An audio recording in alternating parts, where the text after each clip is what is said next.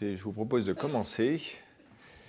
Je suis ravi de vous voir toutes et tous ce matin et je salue nos auditeurs en ligne qui nous suivent. Je précise ce que j'oublie à chaque fois, mais certains ont bien repéré néanmoins. Sur le site du Collège de France, à ma page, on peut downloader le support du cours sous forme d'un PDF, et donc ce qui permet à ceux qui le souhaitent de revenir sur certaines choses que j'aurais pu dire et qui peuvent entendre dans les vidéos, également accessibles sur YouTube ou sur le Collège de France directement.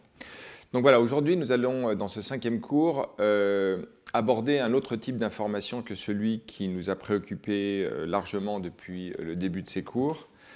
C'est une information que je définis de façon très générique dans ce titre, une information structurelle ou géométrique. Et donc ce cours va un peu préciser ce dont il s'agit. Tout d'abord, comme je le fais d'habitude, un rappel des points essentiels du cours précédent, qui sera aussi un mode d'introduction pour l'information structurelle ou géométrique. Donc on avait vu dans 3 cours différents l'encodage et le décodage de l'information, essentiellement de nature mécano-chimique. Et la dernière fois, nous avons vu l'encodage et le décodage du temps, la dynamique des processus mécano-chimiques dans une cellule est riche d'informations qui peut être décodée dans un embryon lorsqu'il se développe dans une cellule pour en extraire donc une information riche de nature dynamique. Donc on avait vu tout d'abord la variété des modalités par lesquelles le temps pouvait être encodé dans les processus chimiques, processus diffusifs ou par vagues de propagation de réaction, dans les processus mécaniques, par advection, les propriétés des matériaux en fait jouent aussi un rôle important, et puis également une façon plus générale d'encoder le temps, ou en tout cas de le caractériser par les processus énergétiques et métaboliques. Et on avait vu ensuite, pour les processus de signalisation cellulaire en particulier, comment la dynamique pouvait être extraite par les cellules en mesurant par exemple la durée d'un signal, sa fréquence ou ses modulations d'amplitude, mais également le comptage des bursts qui pouvaient être directement mesurés par des cellules. Donc toute une diversité en fait, de modalités de mesure ou de décodage de la dynamique d'un système chimique qui offrait en fait un regard nouveau sur les processus de signalisation extrêmement complexes lorsqu'on les regarde par la composition et les interactions entre les molécules. Il y a comme des couches de lecture ou de décodage de cette information temporelle. Dans les processus mécaniques, l'information extraite des processus mécaniques provient essentiellement de la possibilité de comparer différentes constantes de temps qui sont générées dans les processus mécaniques. Je donnais l'exemple des temps de déformation en comparaison des temps de relaxation visqueuse d'un processus mécanique, etc. Et enfin, dans les processus développementaux, j'avais donné l'exemple du cas classique de l'extraction, du décodage du temps dans les processus de segmentation qui sont l'horloge de segmentation, comme on avait parlé. Mais voici un cas d'école parmi d'autres que j'avais cités rapidement. Donc voilà qui concluait 3 cours sur l'encodage, le décodage d'une information chimique ou mécanochimique. Mais aujourd'hui, nous allons voir que ces processus mécanochimiques, en fait, sont de peu de recours pour expliquer l'organisation d'une cellule et même d'un embryon, si l'on oublie de considérer le contexte spatial dans lequel ces processus mécanochimiques se déploient. Et donc, ceci me permet d'introduire cette information structurale ou géométrique. Je vais préciser exactement ce que j'entends par là. Et la première partie de ce cours va être consacrée à en fait, caractériser l'importance de cette information. Puis, je développerai séquentiellement, dans le cas de cellules, puis dans le cas de processus développementaux et de morphogénèse, cette information géométrique en particulier, comment elle peut être décodée par des processus de signalisation ou par les processus mécaniques, dans le cas de cellules individuelles. Et puis, dans le cas du développement, on verra le rôle de la géométrie comme processus qui peut initier, contraindre dans les conditions initiales ou guider, si l'on veut, la morphogénèse. Et l'on verra enfin des cas de rétroaction qui opèrent dans les processus morphogénétiques. Donc commençons par cette question de l'hérédité structurale. Et pour cela, je fais un petit flashback sur le premier cours où, souvenez-vous, j'avais parlé de cette théorie importante qu'avait proposée en 1948 lors d'une conférence, puis écrite en 1951 John von Neumann, lorsqu'il réfléchissait à des automates autoreproductibles. Il avait souligné le fait que si l'on pense à un automate, au sens classique de Turing, en fait, cet automate, générant une autre structure, on s'attend à une décadence ou une décroissance de la complexité de la structure entre la structure qui la produit et ce qui est produit. Pensons à une usine, les ordinateurs qu'elle produit seront moins complexes que l'ensemble de l'usine qui met en place les ressources pour le construire. Et en s'inspirant des machines de Turing, la machine universelle de Turing, von Neumann avait proposé un schéma général que je vais rappeler, qui est important à comprendre pour mieux en percevoir les limites, pour comprendre comment un automate pouvait être auto-reproductible. Et en particulier, en faisant ce travail, von Neumann avait établi un lien formel entre la théorie universelle du calcul, de computation, et puis l'idée de machine auto-reproductible. Et donc finalement, il avait établi un lien formel entre les processus qui se produisent dans une cellule, le processus vivant, et le processing de l'information et le calcul, computation. Donc c'était un programme, en un sens, qui a beaucoup inspiré, en tout cas qui s'est trouvé validé dans les années de l'explosion de la biologie moléculaire, dans les années qui ont suivi, comme je l'avais souligné. Mais le point important, c'est de se rappeler un peu la structure de ce schéma. Ce schéma, en fait, consistait à dire que, pensons une machine de Turing dans laquelle on est 3 automates. Un premier automate qui, moyennant une instruction de départ, la bande de la machine de Turing, lise cette information et construise un autre automate par la suite. Donc c'est un constructeur, c'est le premier automate. Le deuxième automate B a pour fonction de lire l'information comme instruction de la bande et de la reproduire. Le troisième automate est une unité de contrôle qui active les automates A et les automates B. Et la synthèse de ces 3 automates A, B et C forme un automate, une structure D, qui, muni de ses propriétés A, B et C, a besoin d'une information en entrée pour pouvoir fonctionner. Cette information générale concernant D, c'est son information D, la même qui est utilisée pour la construction, pour la copie de l'information. Et cette construction qui est réalisée par A, d'ailleurs, produit toute l'intégralité de D, c'est-à-dire A plus B plus C. Et c'est en ce sens que la structure D est auto-reproductive.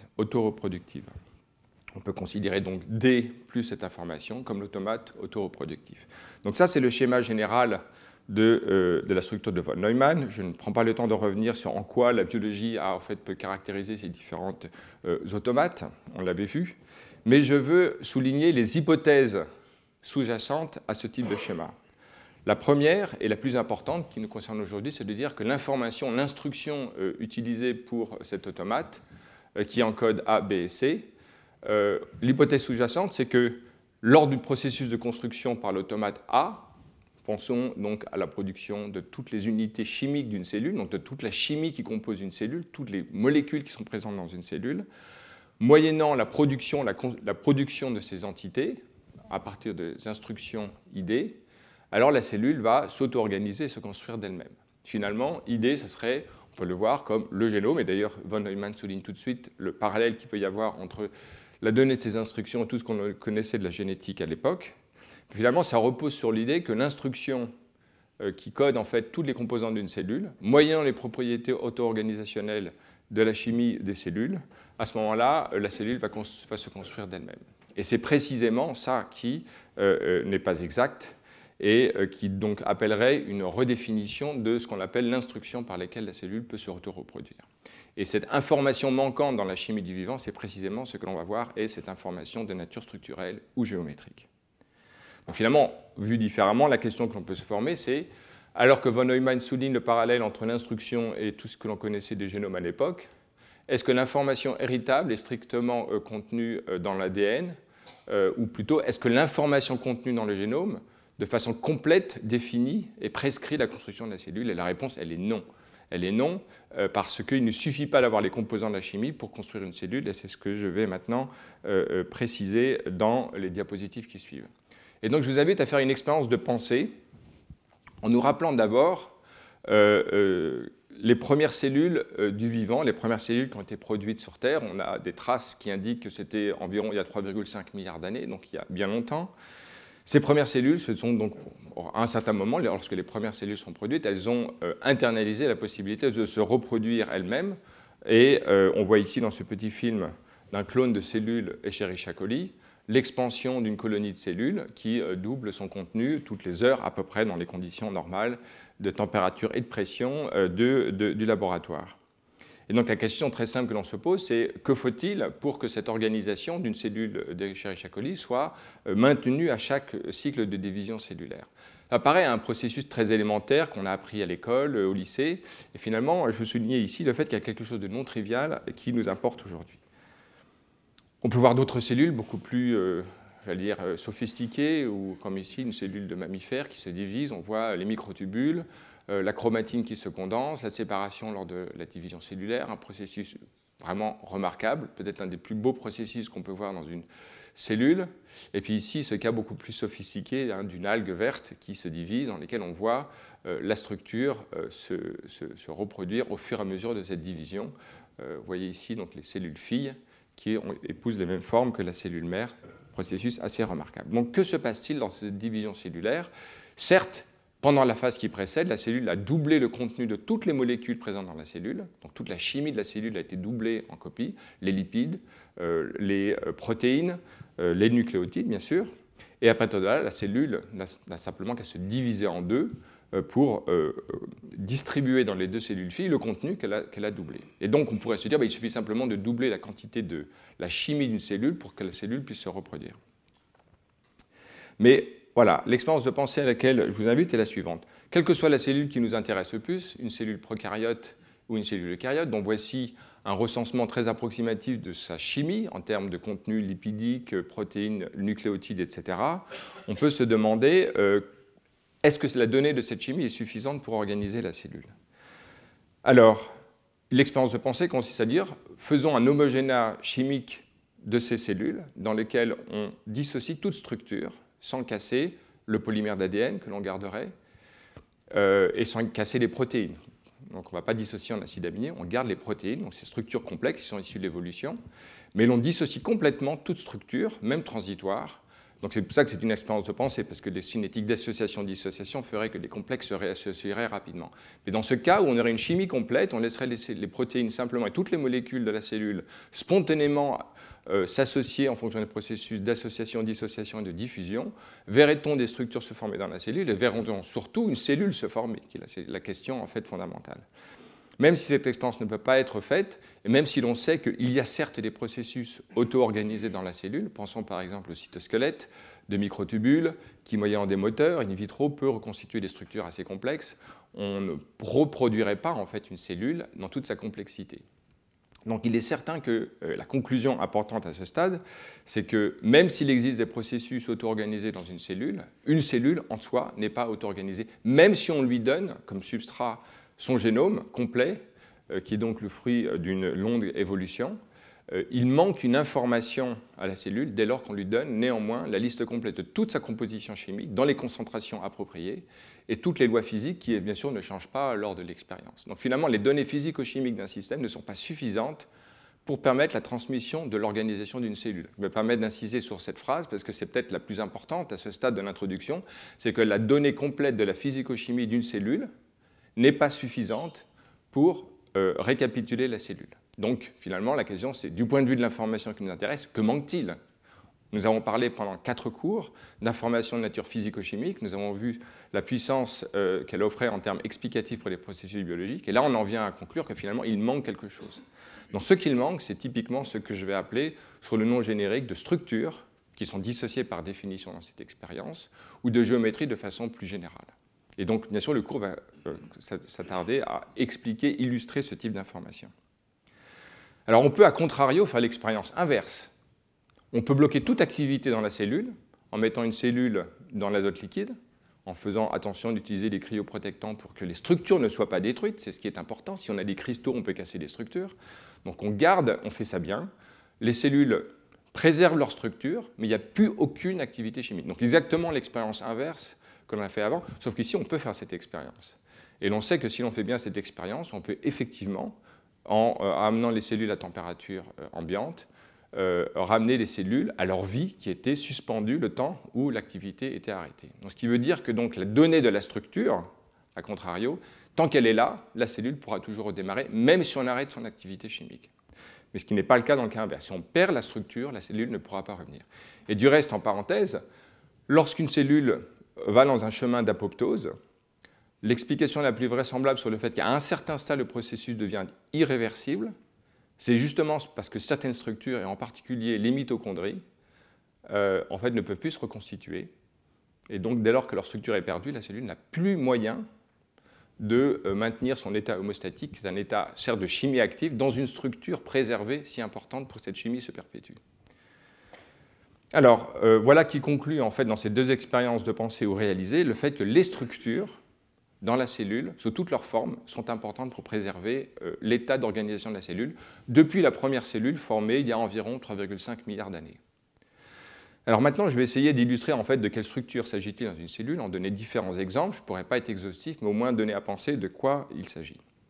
Alors commençons par une chose qui est très simple, qui sont les membranes biologiques. Donc ces membranes, comme vous le savez tous, sont constituées de phospholipides qui ont une partie, donc sur une molécule polaire, avec une partie hydrophobe et une partie hydrophile.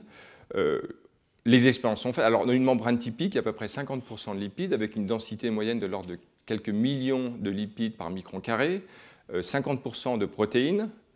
Ça forme des structures complexes. Je pense que même en termes de densité de protéines, sans doute même peut-être un peu supérieure à ce que l'on voit dans ce dessin. Donc c'est une protéine très une structure très hétérogène, composée de lipides et de protéines. Si l'on fait une petite simulation de dynamique des molécules, on voit ici en 1 microseconde dans ce genre de simulation qu'en fait, moyennant les propriétés chimiques des molécules, en fait, la membrane se reconstitue. Donc en fait, un lipide qui serait synthétisé dans une cellule s'associerait dans un temps inférieur à la microseconde dans une membrane. Donc en fait, c'est pour ça qu'il n'y a pas de lipides flottants dans le cytosol. Tout de suite, les lipides vont s'associer à une membrane par insertion dans la structure, pourvu qu'elle soit préexistante. Mais la formation d'une bicouche lipidique est spontanée dans la cellule par auto-assemblage. Mais quid maintenant des protéines qui la constituent? En fait, ce que l'on sait dans les cellules, c'est que les membranes dans une cellule ne se reconstituent pas d'elles-mêmes. Elles sont perpétuées de génération en génération. C'est vrai pour la membrane plasmique et c'est vrai également pour les organelles. La croissance des membranes dans une cellule depuis la première cellule formée et par hérédité successive pendant des milliards d'années a constitué en fait à une croissance d'une membrane préexistante, fusion de membranes qui peuvent être dans des structures topologiquement disjointes qui pourraient fusionner. Donc c'est vrai dans une cellule, et ça pourrait être même, c'est même le cas dans certaines cellules elles-mêmes qui peuvent fusionner, pensez aux myoblastes ou ce genre de cellules. Donc il y a des phénomènes de croissance par fusion ou par insertion de lipides à partir d'une structure préexistante. Donc on voit ici un exemple de représentation. Alors le processus n'est pas spontané, il y a des barrières énergétiques à passer et donc qui nécessitent des protéines qui stabilisent des interactions qui permettent en fait de rapprocher en fait de stabiliser ces interactions et de créer le phénomène de fusion de membranes. Dans les organelles de la cellule, donc ici un petit film qui est une animation, je n'ai pas trouvé de film en temps réel, mais en fait il en existe néanmoins.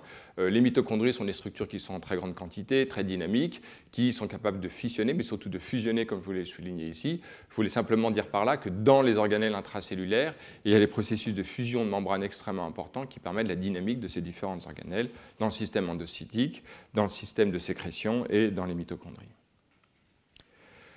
Dans une cellule, la complexité de ces organelles est assez remarquable. On voit ici une cellule qui est une espèce une cellule de sécrétion extrêmement développée dans laquelle on voit, alors c'est une cellule du pancréas, une cellule ici du pancréas, on voit qu'elle a une quantité de membrane principalement du réticulum endoplasmique, donc tout l'appareil de sécrétion est extrêmement développé. Ça dépend un peu des cellules. La mitochondrie est souvent à peu près le deuxième système membranaire dans la cellule, derrière le système de sécrétion qui est assez important. On voit ici une cellule d'hépatocytes dans laquelle les mitochondries à peu près 40% de la membrane au total dans la cellule, donc qui est extrêmement important.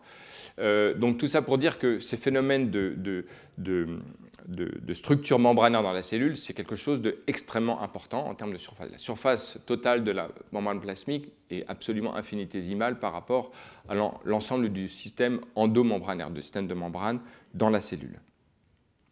Alors, un papier extrêmement important publié en 1980 par Günther Blöbel, qui, comme vous le savez, s'est intéressé au processus par lesquels les cellules synthétisant une protéine sachent dans quel compartiment le destiné. Donc, il s'intéresse à cette topogénèse, c'est-à-dire en gros comment les molécules sont synthétisées et produites au bon endroit dans la cellule.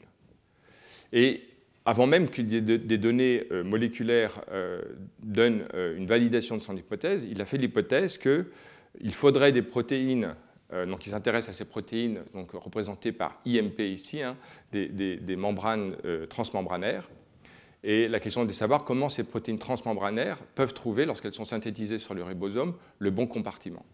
Et donc il fait l'hypothèse que pour qu'une protéine transmembranaire associée ou non à son ribosome puisse trouver, donc, le processus d'adressage peut soit se faire au cours de la synthèse protéique lorsque le ribosome reconnaît directement l'organelle, enfin s'associe directement à l'organelle, ou de façon, c'est une proposition, à l'époque il n'y a pas de données encore qui le précisent, ou alors, une fois que la molécule est synthétisée, elle s'associera à la membrane et pourrait être insérée directement dedans.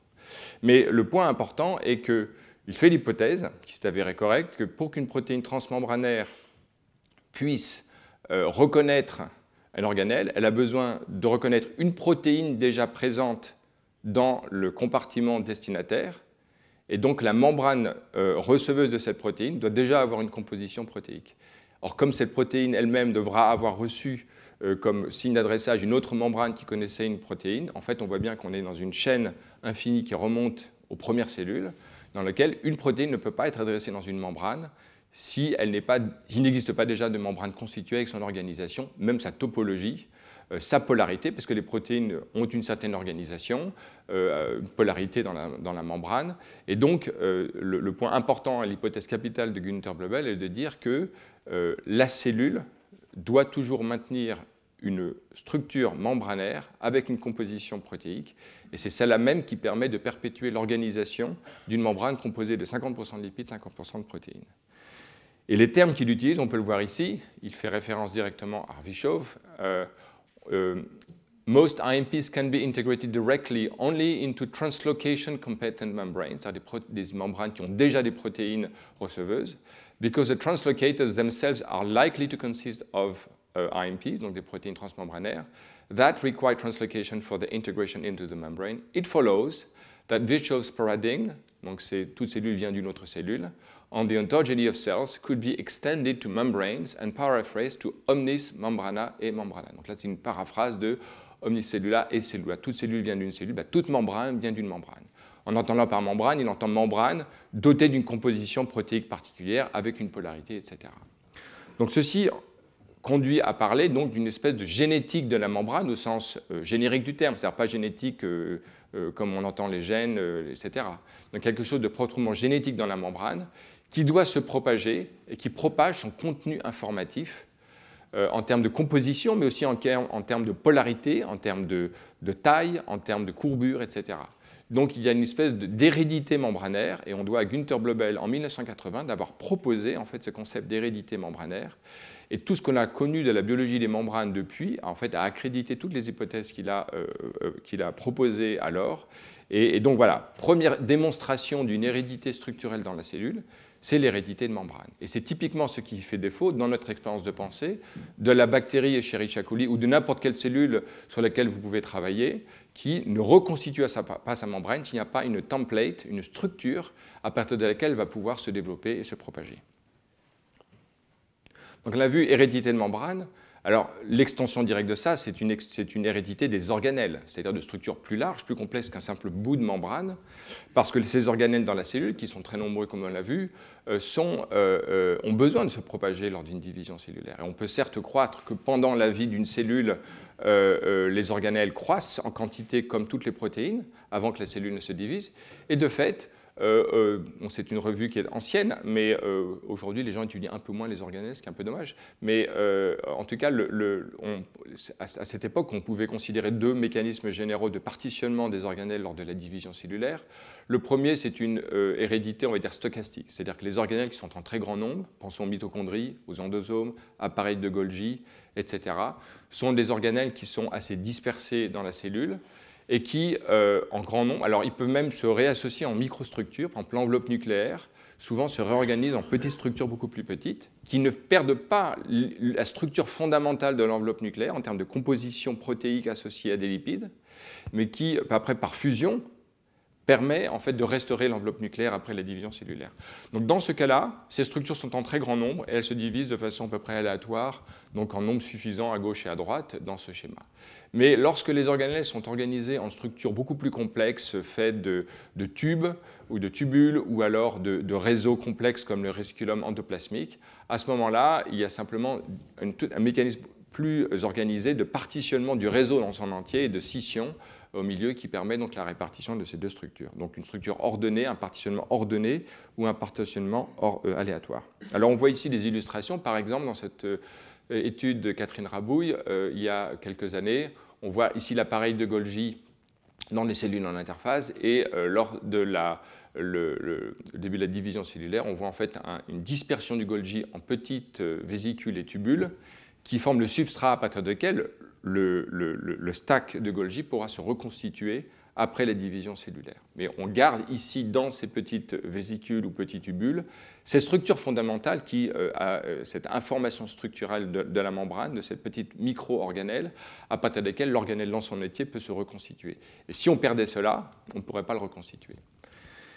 Et à droite, d'autres illustrations, ici du partitionnement de cellules du réticulum endoplasmique dans les cellules au cours de la division cellulaire. Vous voyez qu'on voit toujours la structure du réticulum qui simplement est partitionnée et scissitionnée. Ici, les mitochondries dans une cellule de levure qui avait été étudiée par plusieurs personnes, et en particulier des études de Wallace Marshall il y a un certain nombre d'années, et puis ici dans une cellule de mammifère. Donc voilà les deux types de ségrégation des organelles, et qui permettent de parler d'hérédité des organelles, par le simple fait que ces structures ne peuvent pas se reconstituer in vitro. Et à ma connaissance, si l'on part simplement de lipides dispersés et de protéines dans une cellule, on ne peut pas reconstituer in vitro un organelle doté de sa composition lipidique. Certes, on peut faire des GUV, des GUV, c'est-à-dire des membranes dans une cellule, on peut y injecter des protéines, on peut faire des espèces de protocellules, etc., mais elles n'auront jamais, à ce stade, on n'est pas encore arrivé à reproduire cette insertion de protéines transmembranaires.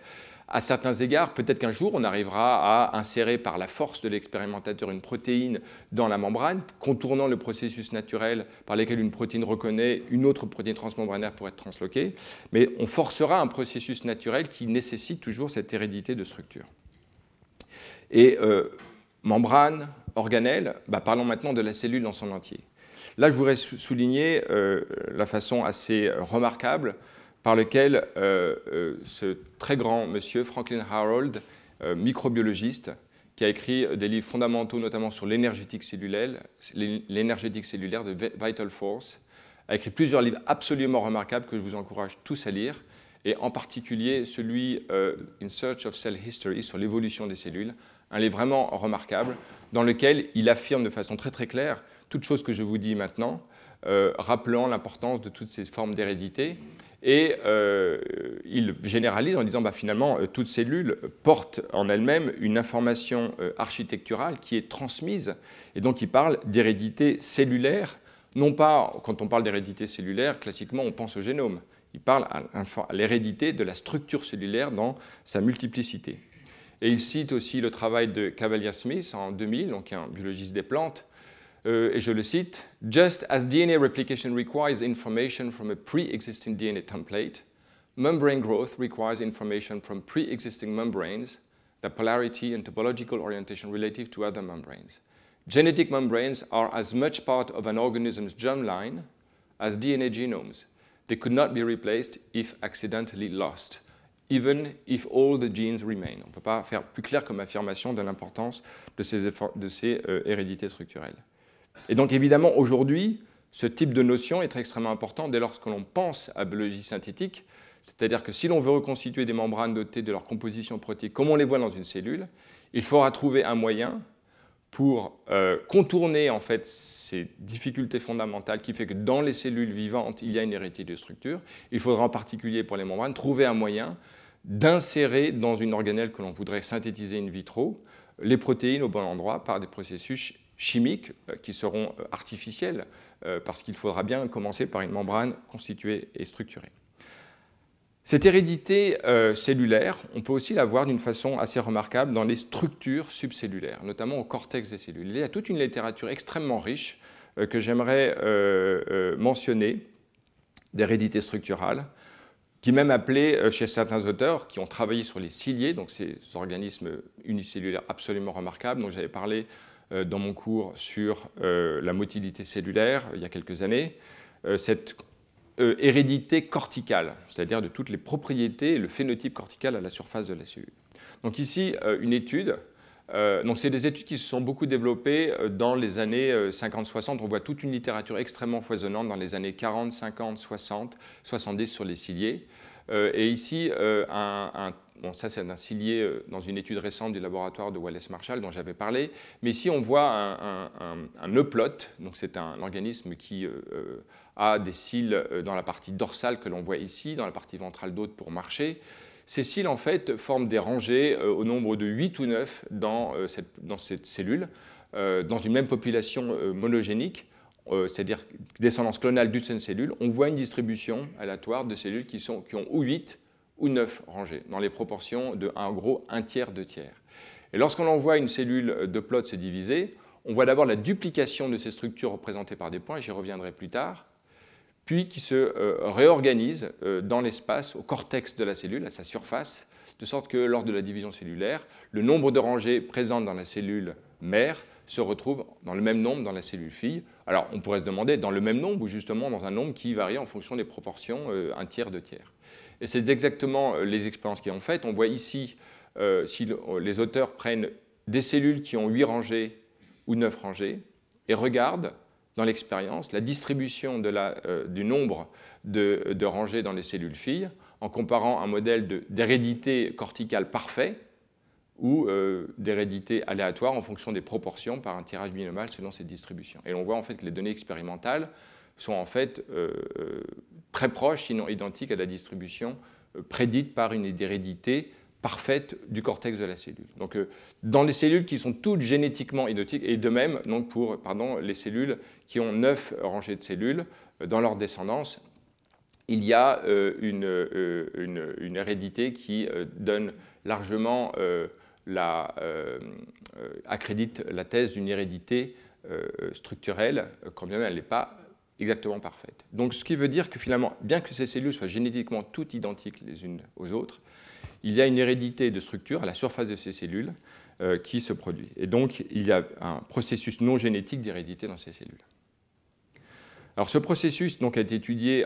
Alors, il y a un article fondateur chez la paramécie, qui est un autre cilié, par Janine Besson, qui est décédée il y a quelques années, qui est une femme absolument remarquable, qui s'est intéressée à tous ces processus d'hérédité non conventionnelle. Elle a travaillé sur les prions également. Et donc c'est un peu un hommage à Janine Besson que je n'ai jamais rencontrée, mais que j'aurais bien voulu rencontrer. Elle est morte il y a quelques années.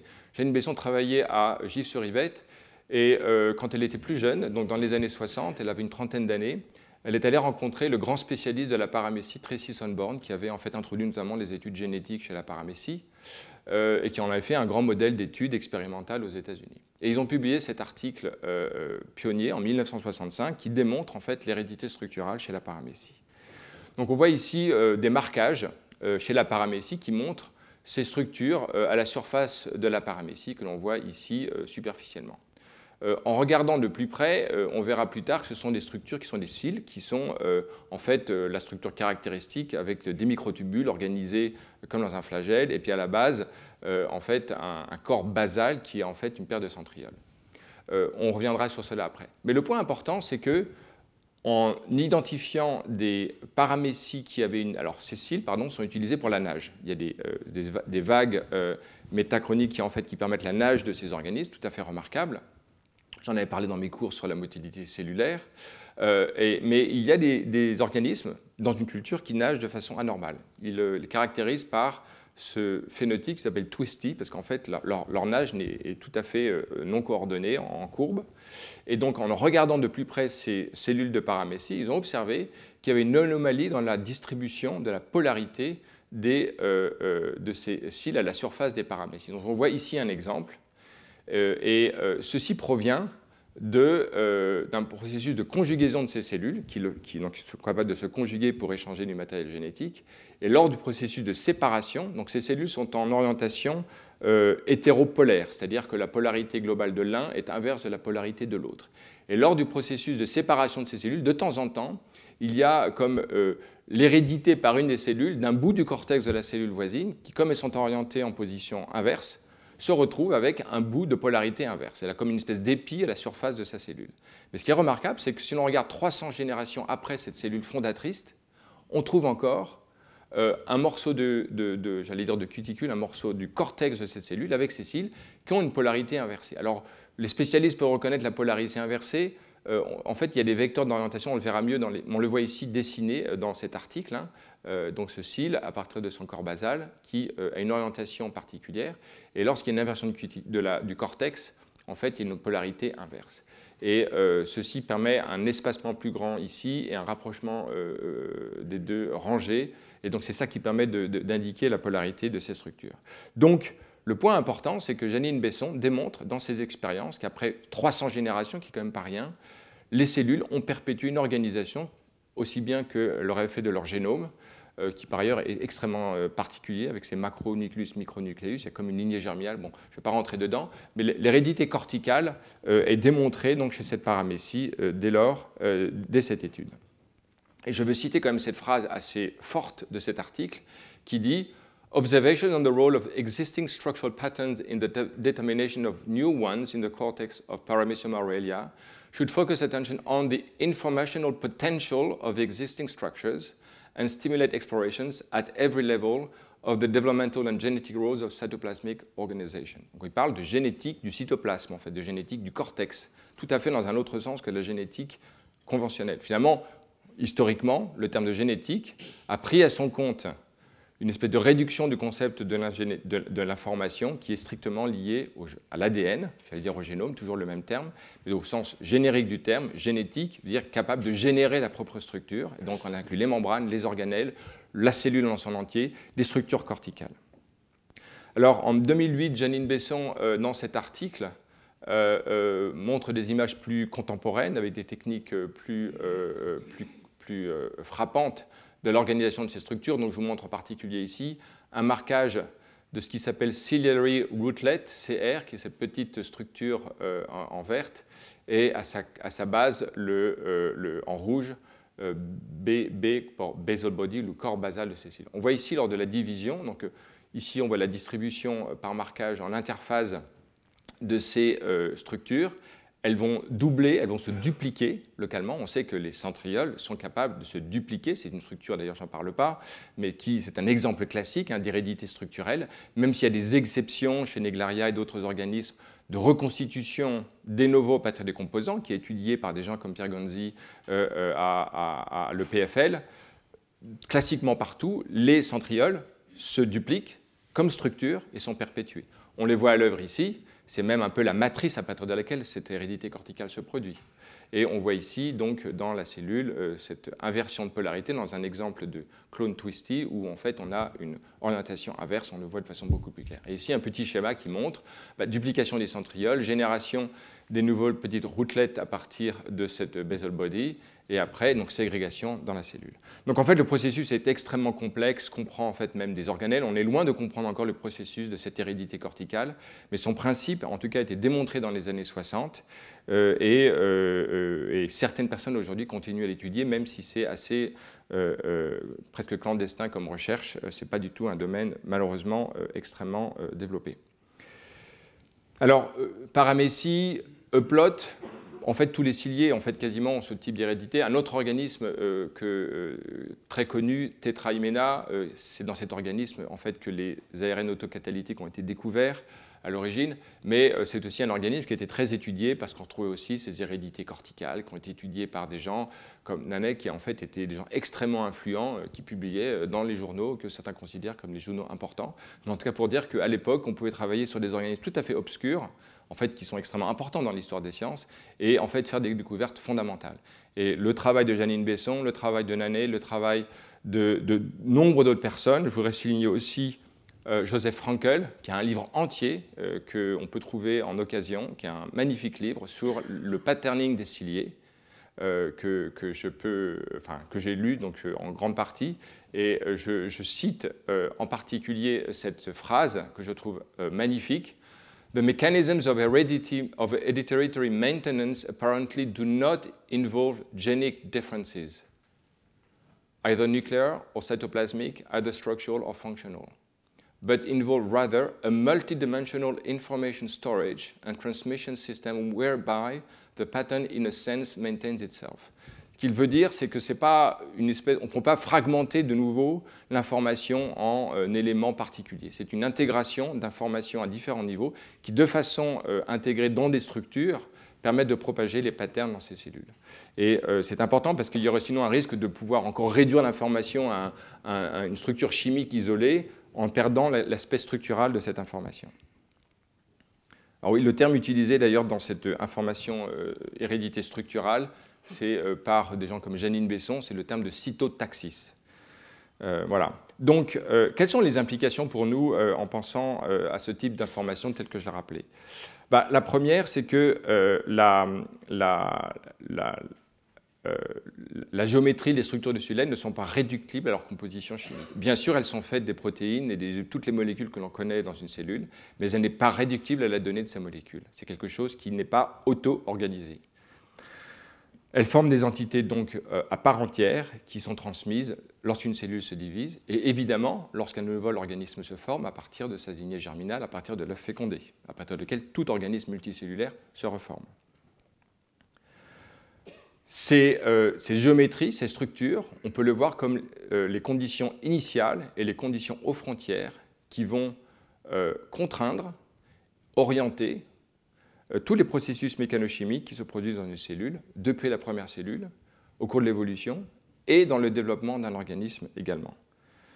Donc, c'est pour cette raison-là que, dans une revue que nous avons écrite il y a quelques années avec Claudio Collinet, on a parlé de la géométrie comme un module d'information à part entière qui cohabite en termes dans une cellule, dans un organisme, pour expliquer en fait les processus développementaux dans ces revues-là, mais également les processus cellulaires, comme je l'ai rappelé aujourd'hui.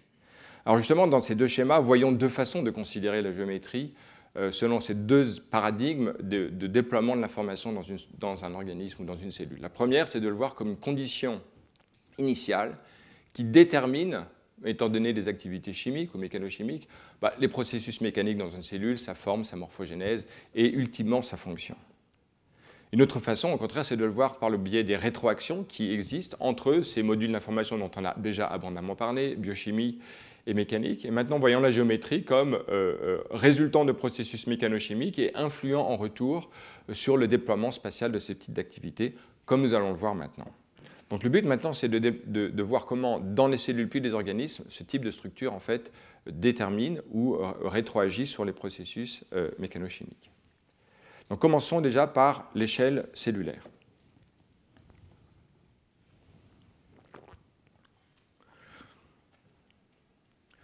Alors rappelons-nous une chose que l'on sait, mais qu'il faut revoir pour mieux en mesurer l'importance, le fait que les cellules ont des formes déjà parfois très complexes, comme cette cellule de fibroblaste sur un substrat in vitro. Ici, on a une cellule, un leucocyte humain in vitro, qui migre sur un substrat, c'est l'article dont j'avais parlé dans mon cours sur la motilité cellulaire, et on voit qu'au cours de cette motilité cellulaire, la cellule change de forme abondamment. On n'est pas du tout dans un paradigme d'une forme invariante qui évolue. Ça peut être effectivement le kératociste, ça serait l'exception qui confirme la règle, mais généralement, les cellules ont une forme qui est exploratrice et qui change beaucoup. Imaginons à la surface de ces cellules des choses dont j'ai parlé dans les cours précédents, notamment des molécules de signalisation, récepteurs de surface, leurs adapteurs intracellulaires qui vont transmettre l'information présente à la surface en fonction de l'interaction avec des ligands. Je prends aussi cet exemple du travail de Michael Elowitz, mais il y a en fait des dizaines et des dizaines d'exemples de voies de signalisation qu'on peut avoir à l'esprit.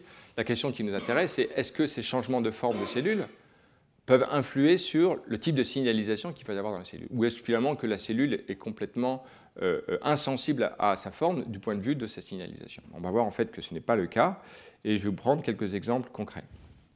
Alors déjà, si l'on considère la signalisation comme la donnée d'un ligand, d'un récepteur à la surface, et alors on va dire une seule molécule adaptatrice, pas la peine d'en considérer plusieurs, même si on sait qu'il y en a toujours plusieurs. Sur le principe, on va avoir considéré 3 molécules, une molécule cytoplasmique, une molécule de transmembranaire et un ligand extracellulaire. C'est sûr que lorsque une molécule cytoplasmique passe du cytoplasme à la membrane, lorsqu'elle est recrutée par un récepteur activé, sa diffusion va être réduite. Pour Rho-GDP, Rho-GTP, par exemple, c'est un cas d'activation non pas par un récepteur comme cela, mais un peu différemment. La diffusion, en fait, baisse d'un ordre de grandeur, d'à peu près 10 microns carrés par seconde à 1 micron carré par seconde ou moins. Donc il y a une baisse de diffusivité en fait, des molécules lorsqu'elles sont recrutées à la membrane, mais cet effet de baisse de diffusion est compensé par le fait qu'il y a une concentration beaucoup plus importante à la membrane. Et donc, il faut s'intéresser au processus couplé de diffusion et de réaction à la surface, c'est-à-dire de cinétique d'échange, association-dissociation, pour comprendre l'impact éventuel de la géométrie. Alors précisément, comme première façon de l'appréhender, c'est dans une petite simulation très simple, où on considère un extérieur, un intérieur de la cellule. Alors dans ce papier, de façon très curieuse, ils se placent du point de vue de l'extérieur, donc ils vont appeler convexe une structure qui va être une invagination pour la cellule. Moi, je me place toujours du point de vue de la cellule. Au début, je pensais qu'il y avait une erreur typographique. Non, mais c'est simplement un problème de référentiel. Peu importe. Le point qui est important, c'est que si l'on est dans une invagination ici, donc la cellule, son cytoplasme est ici, on a des protéines cytosoliques qui peuvent se lier à la membrane de la cellule. Localement, si on s'intéresse à une surface donnée de la membrane, le cytoplasme disponible pour cet élément de surface va être plus important que si l'on est dans une protrusion où la même surface va avoir un cytoplasme disponible plus faible. Donc ce que l'on voit intuitivement, c'est que la courbure de la membrane va avoir un impact sur le rapport surface sur cytoplasme disponible. Et donc, si l'on pense au processus de diffusion et de réaction, et donc de concentration locale des molécules, on va avoir un effet potentiel d'enrichissement ici d'une molécule dans une partie d'invagination et d'appauvrissement relatif dans la partie, correspondant à une protrusion pour la cellule. Et dans une vésicule, du fait que le ligand, lui, est emprisonné dans la structure, là, on peut avoir en fait potentiellement une activation plus soutenue de la signalisation dans ces vésicules. Alors, regardons de façon plus précise dans cette étude qui fait un peu référence sur ces questions d'étude de la géométrie. Je vais parler de deux articles. Celui-là est un premier passage qui permet de planter un peu le décor sur la façon de penser. On va voir que dans un modèle extrêmement simple de géométrie, on peut avoir des enrichissements au moins temporaires de molécules à la surface. Alors, on est dans un cas où on a une molécule A qui peut être un ligand si jamais on est dans où on regarde l'association d'un ligand à son récepteur X inactif qui forme un complexe actif qu'on va appeler B, avec les constantes d'association-dissociation. Ces molécules diffusent dans le cytoplasme pour A et DB, DX pour la diffusion à la surface de la membrane.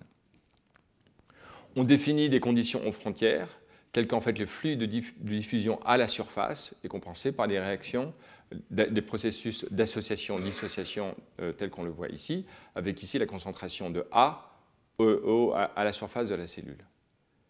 On a par ailleurs les réactions de diffusion, réaction et diffusion des espèces X et B à la surface de la cellule. Donc à partir de ça, les auteurs font des simulations assez simples, mais sur des géométries qui sont un peu complexes, donc des sphères ou des structures elliptiques. Ils trouvent les solutions en fait, numériques, les équations on peut les écrire, donc pour les résoudre il faut en fait des simulations numériques, et ils observent les cas suivants. Alors prenons d'abord le cas où A est une molécule du cytoplasme, quelque chose qui va transduire le signal de la cellule. Dans une géométrie sphérique, en fait, la concentration relative de A ne évolue pas au cours du temps, parce qu'il n'y a pas d'hétérogénéité de courbure. En revanche, si l'on a une structure elliptique comme on voit ici, ce que les auteurs observent, c'est en fait un appauvrissement de l'espèce A dans la partie où le cytoplasme de forte courbure. Je me tente simplement de décrire le phénomène sans trop l'interpréter à ce stade.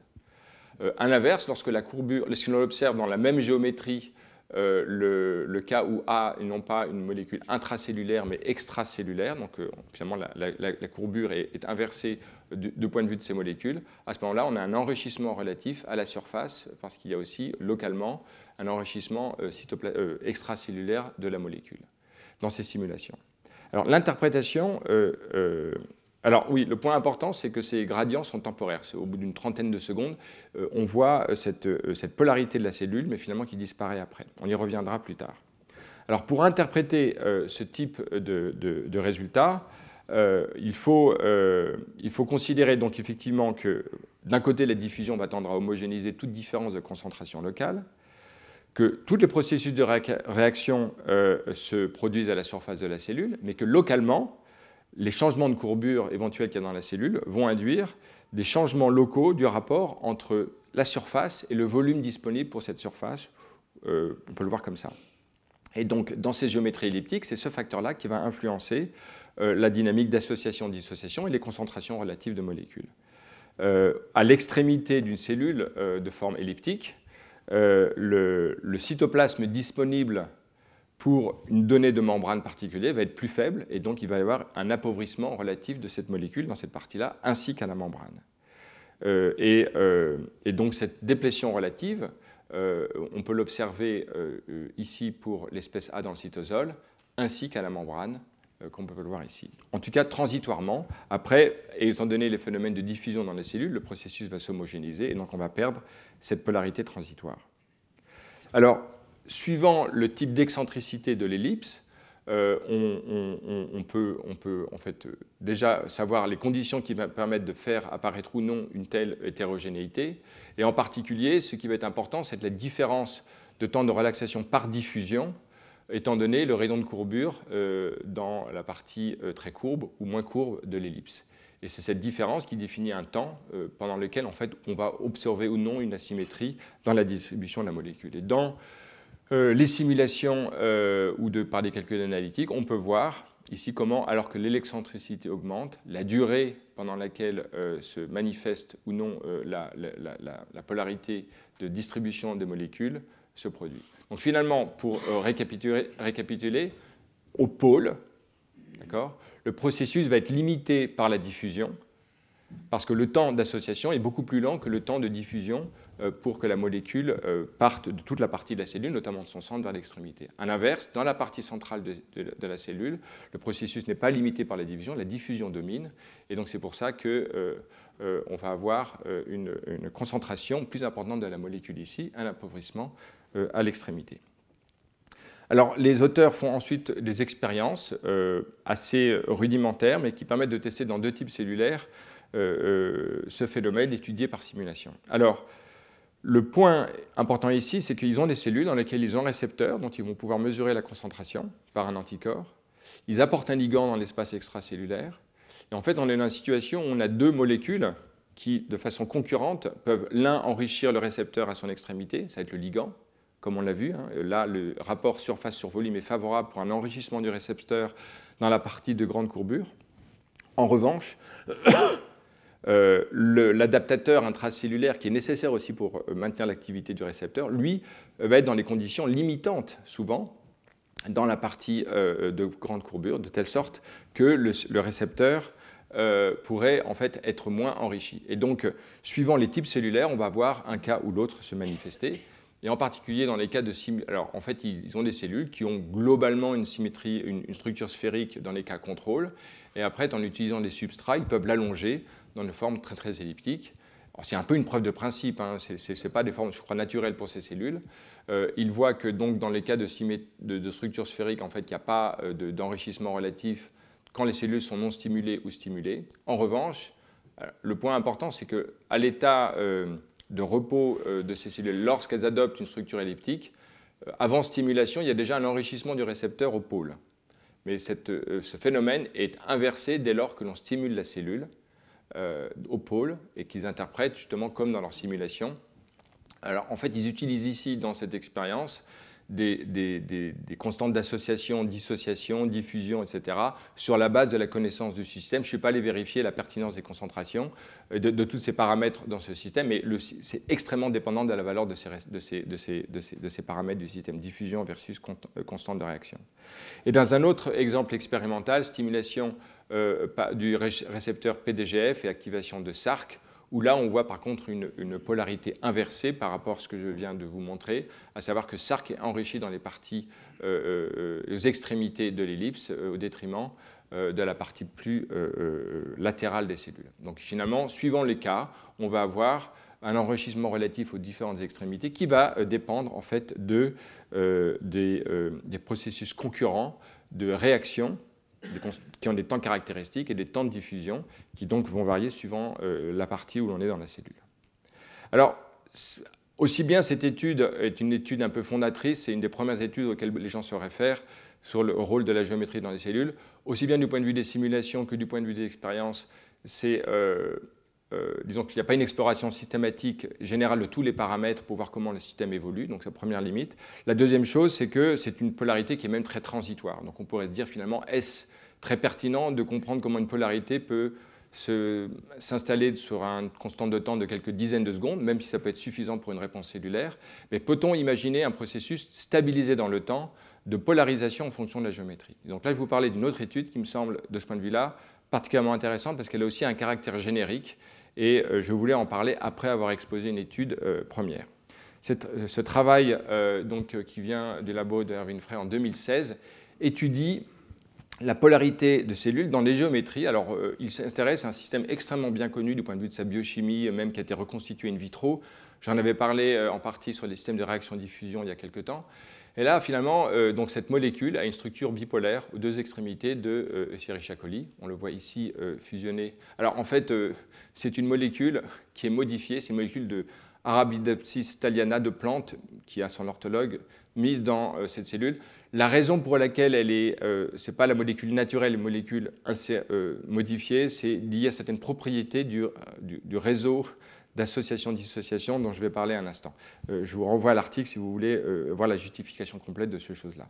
Donc le système étudié, c'est un système très connu de polarité, qui s'appelle le système MIN-D, MIN-I, chez Escherichia coli.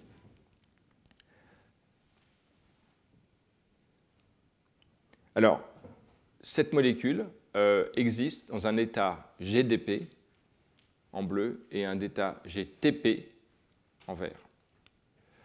Il y a une transition entre l'état GDP et GDP à un taux lambda. Chacune des espèces peut s'associer sous forme monomérique à la membrane, selon cette association avec des constantes oméga T+, oméga D+. Elles peuvent également se dissocier, oméga D-, oméga T-. Et également, une fois qu'un monomère est à la membrane, il peut recruter un second monomère et former donc un dimère avec des constantes respectives pour l'espèce GTP et GDP. Bon, c'est un peu compliqué, mais en fait, c'est assez simple parce qu'il y a beaucoup de symétrie.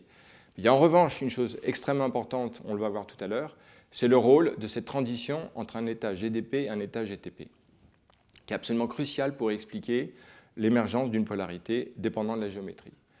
On a deux grandeurs qu'on va regarder pour caractériser le système, c'est sa polarité, qui est le rapport entre les concentrations au pôle et au milieu de la cellule, et puis le degré de coopérativité. Alors on va voir dans certains cas, on va le rendre nul ou on va le faire augmenter, qui va être mesuré comme la différence entre ces constantes d'association donc, pour la forme GDP et GTP divisée par la somme de ces constantes.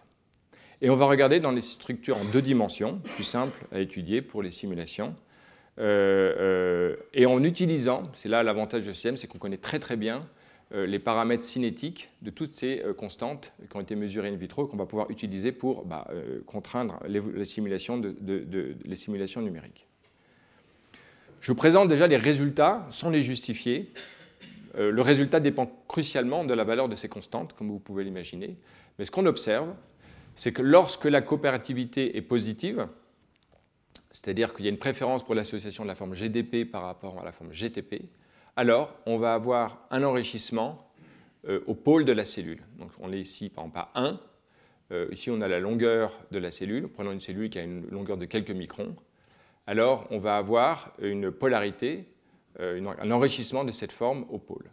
Si on a une coopérativité inversée, c'est-à-dire qu'une préférence de la forme GTP pour GDP, on a à ce moment-là, il n'est plus possible de générer, enfin la polarité plutôt est inversée, c'est-à-dire qu'on est à 0,6 comme vous voyez ici.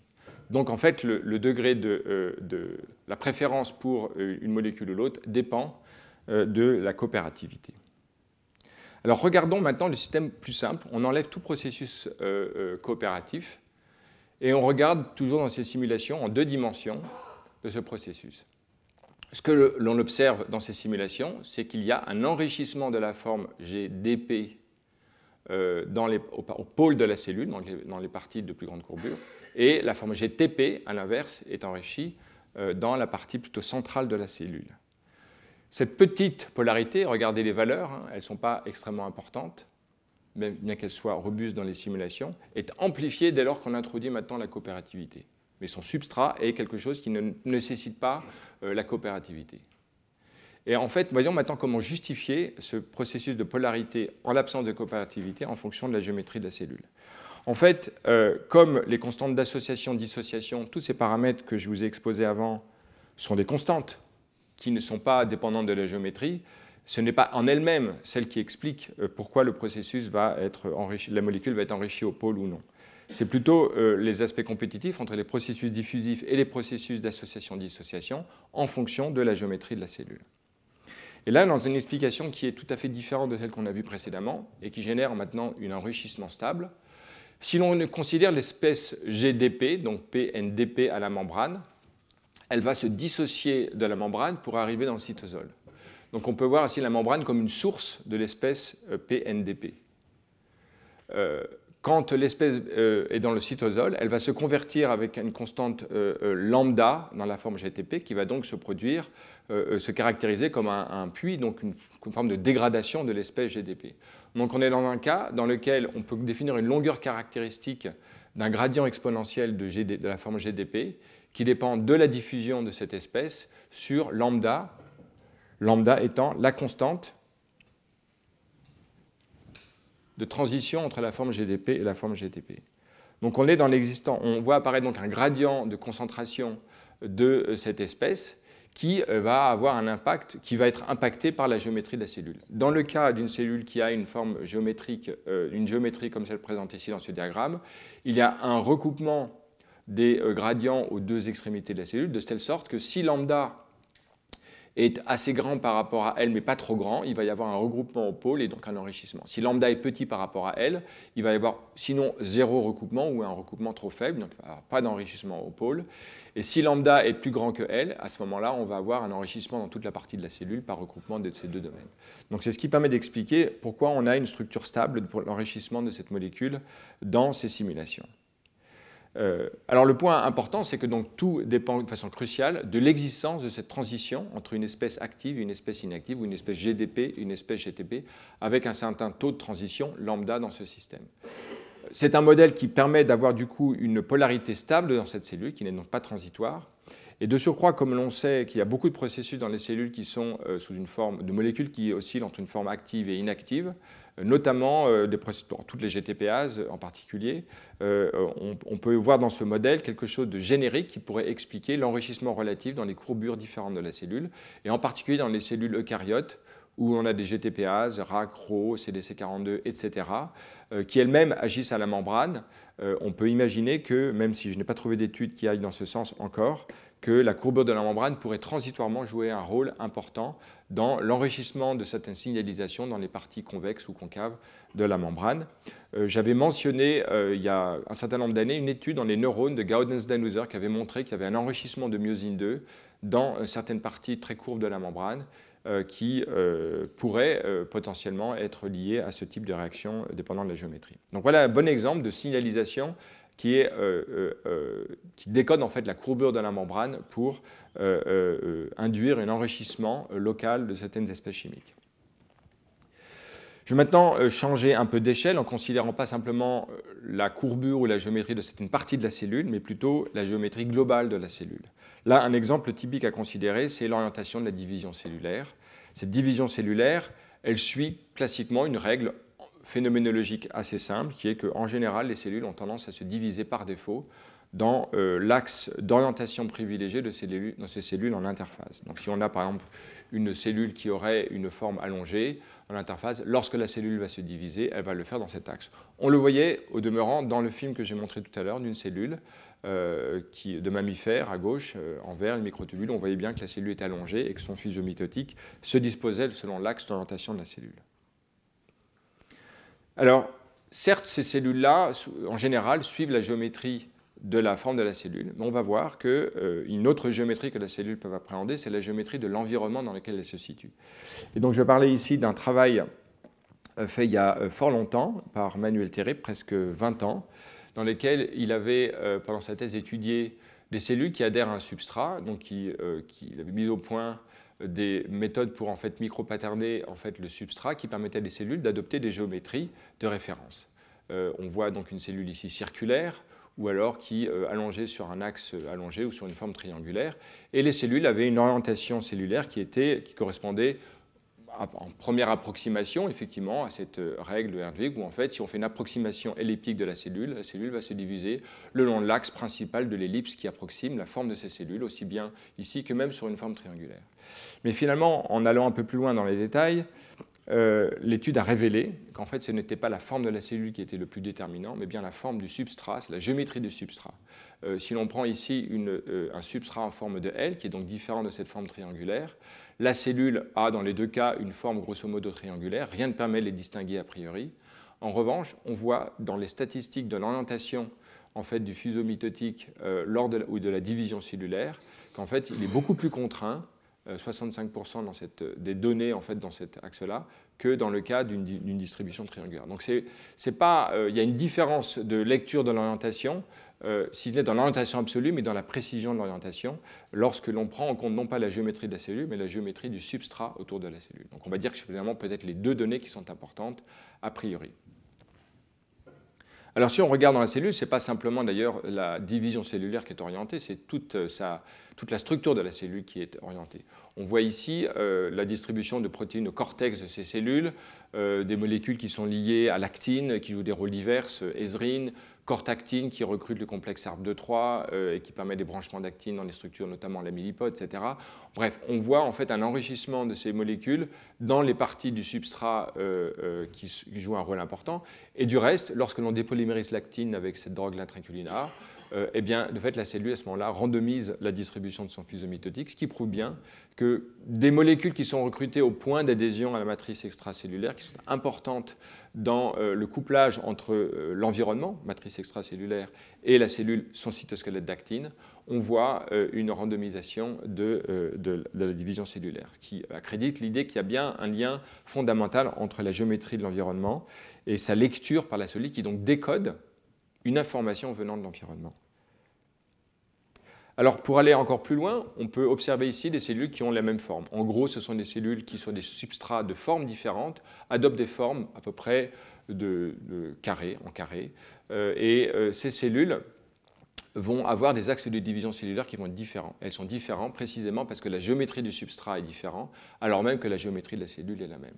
On voit ici donc les axes de division cellulaire dans une structure en X ou en L ou avec deux barres. Et globalement, la cellule se divise perpendiculairement à l'axe de symétrie des substrats de la matrice extracellulaire. C'est la règle empirique qui se dégage de cela.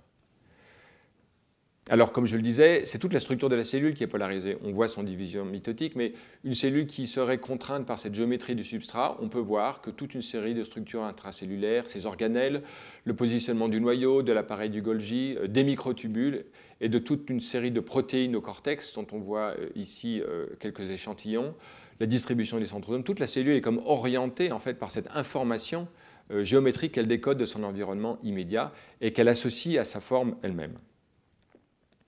Alors on peut aller encore plus loin, et donc c'est le point culminant de cette étude qui en fait montre qu'en fait on peut développer un modèle physique assez simple qui rend compte en fait et qui peut prédire de façon adéquate l'orientation du fuseau mitotique et de la division cellulaire comme suit. Alors, lorsqu'une cellule donc, qui a une forme donnée en interphase, lorsqu'elle s'arrondit en entrée en mitose, elle va présenter en contact avec la matrice extracellulaire ce qu'on appelle des fibres de rétraction, qui sont, on va penser un peu comme des fibres, une partie extrême qui est liée à la matrice, et en fait des tubes de membrane très fins qui sont couplés au cortex. Ces structures très très fines constituent en périphérie de la forme plutôt arrondie des cellules comme des points d'ancrage mécaniques qui peuvent se coupler aux microtubules astraux représentés en rouge ici.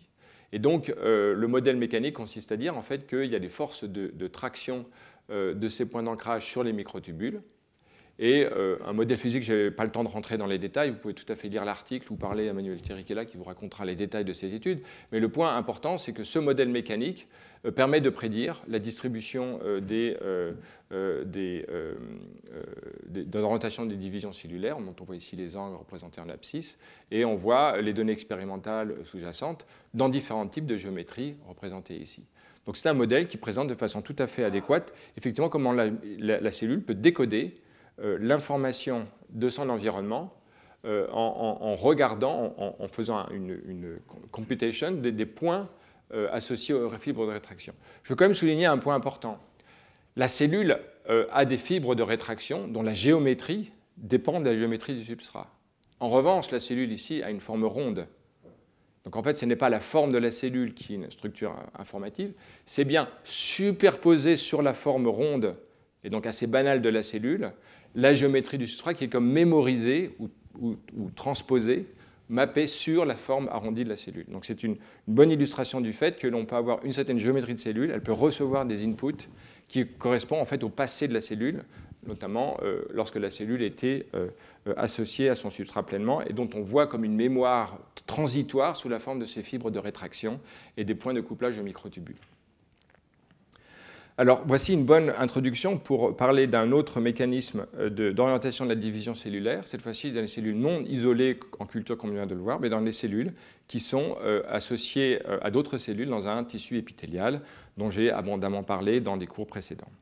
Ces cellules, lors de leur entrée en mitose, typiquement transitent entre une forme polygonale à une forme arrondie, qu'on peut voir ici représentée vue de haut et de côté. On reconnaît la chromatine en rouge, les microtubules en vert, les centrosomes en jaune, et ici dans ce film à droite, on peut voir une cellule qui s'arrondit lors de son entrée en mitose. On voit comment les deux extrémités du fuseau mitotique marquées par les molécules du centrosome en fait forment une paire qui va même tourner à un moment très privilégié et qui va déterminer l'orientation de la cellule. Donc au début, le fuseau mitotique, comme on peut l'imaginer, si l'on imagine la continuité entre les deux cytosomes, a une position peut-être aléatoire, mais après il y a comme une lecture de l'environnement qui permet à la cellule d'adopter une orientation différente. Et donc c'est une information décodée par la cellule qui est une information de nature structurelle, qui est liée à la forme de ces éléments. Et c'est donc l'objet de cette étude de comprendre comment la cellule va pouvoir orienter sa division d'une façon qui correspond grosso modo à la règle de Hertwig, c'est-à-dire qu'en interphase, quelques minutes plus tôt, dans ce cas-là, ou quelques dizaines de minutes plus tôt, elle avait une forme allongée, qu'elle perd lorsqu'elle s'arrondit, mais dont elle a comme une trace, une mémoire, qu'elle peut décoder pour perpétuer, pour orienter son fuseau mitotique et l'aligner avec la géométrie passée. Donc ici, on va s'intéresser à une molécule qui s'appelle MUD, qui est connue parce qu'elle s'associe au moteur delaying qui va vers l'extrémité moins des microtubules. Et ces microtubules astraux, donc on voit ici les centrosomes, on les voyait dans l'étude précédente, les microtubules donc, croissent avec leur partie moins vers le centrosome et partie plus vers l'extrémité. Donc si on a un moteur de microtubules qui va vers la partie moins, en fait, s'il est couplé au cortex à une protéine comme MUD, ça va exercer une force de traction qui va s'exercer sur les microtubules. Alors, MUD, de façon remarquable, comme l'a montré cette étude du laboratoire de Johannes Belaïch, est enrichi au vertex de ces cellules épithéliales.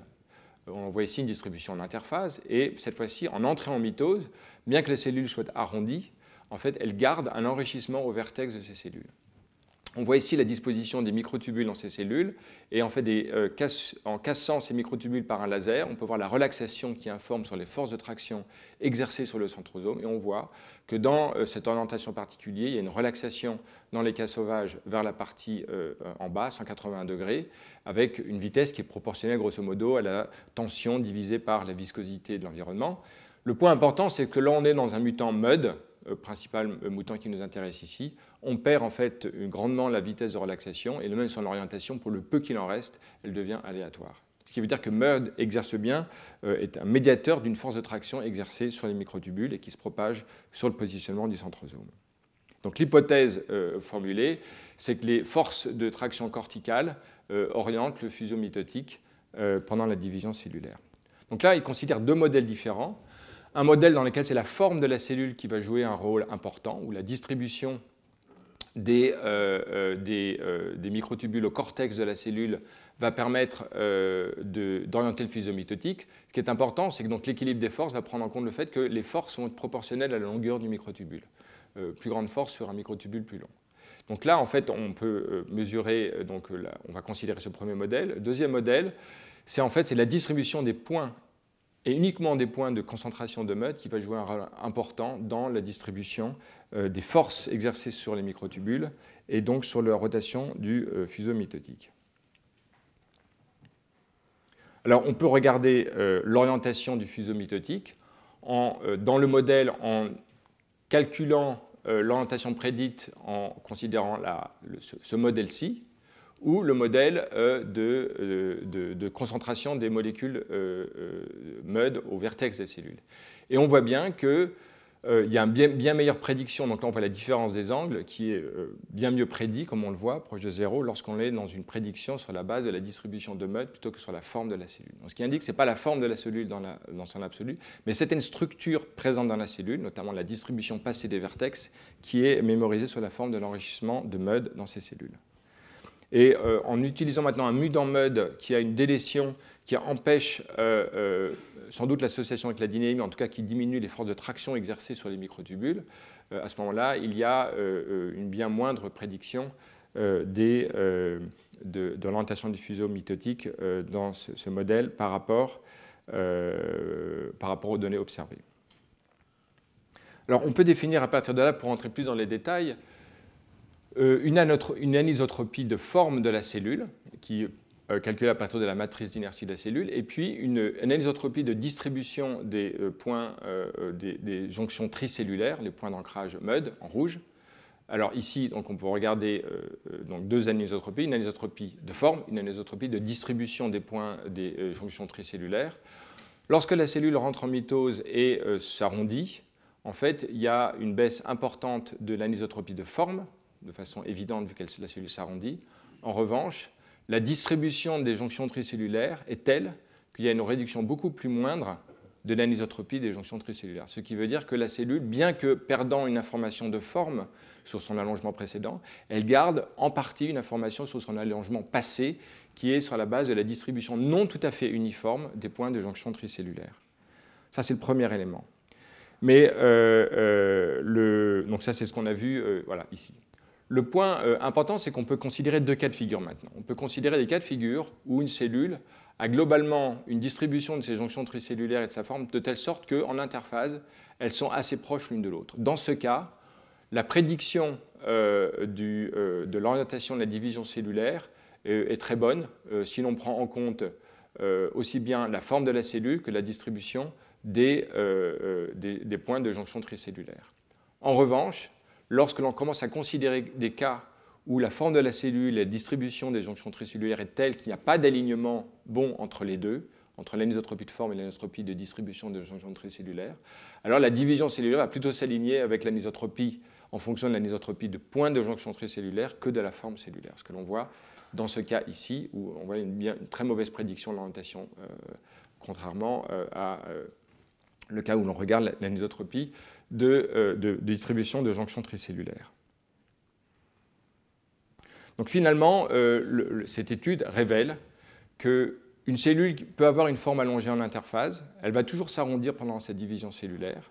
On n'est pas dans un cas où on a des fibres de rétraction, comme l'avaient montré les cellules en culture des cellules, qui apportaient comme une information transmise sur le passé de la cellule en train de l'électron de son environnement. La cellule va utiliser une autre information, qui est la distribution spatiale de ces jonctions tricellulaires, qui est comme le vestige de son anisotropie de forme passée, et qui est, ou en tout cas, il n'y a pas forcément d'alignement entre les deux. Du reste, parfois, vous voyez, on a vu les cas où la forme de la cellule et les jonctions tricellulaires ne sont pas alignées l'une par rapport à l'autre.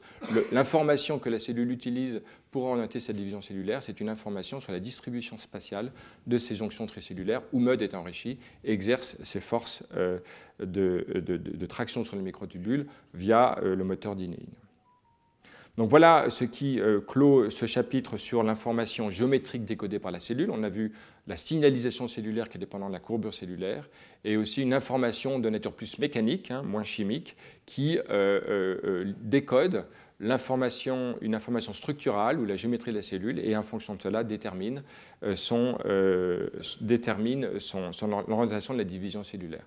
Dans les deux cas, ce n'est pas tant la géométrie de la cellule que la géométrie de son environnement. environnement qui est la matrice extracellulaire, dans ce cas in vitro, qui est très purifiée de beaucoup d'autres facteurs.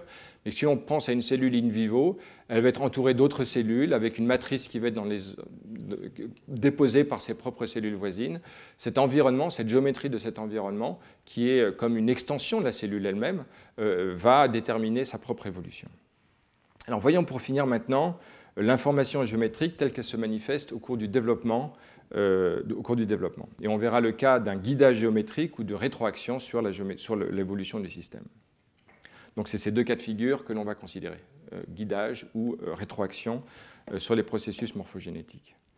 Donc je vais parler d'abord d'un cas simple d'écoulement de tissu visqueux dans un embryon qui, dans les stades initiaux, est déterminé uniquement par des processus d'intercalation, comme on l'a vu la semaine dernière, je crois me rappeler, où on fait des processus d'intercalation eux-mêmes orientés spatialement déterminent un écoulement orienté du tissu selon un axe privilégié.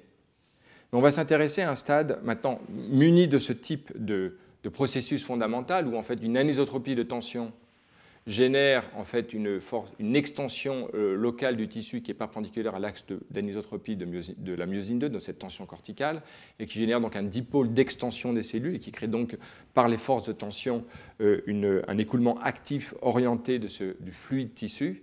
Donc on a ici l'extension perpendiculaire à l'anisotropie du tissu.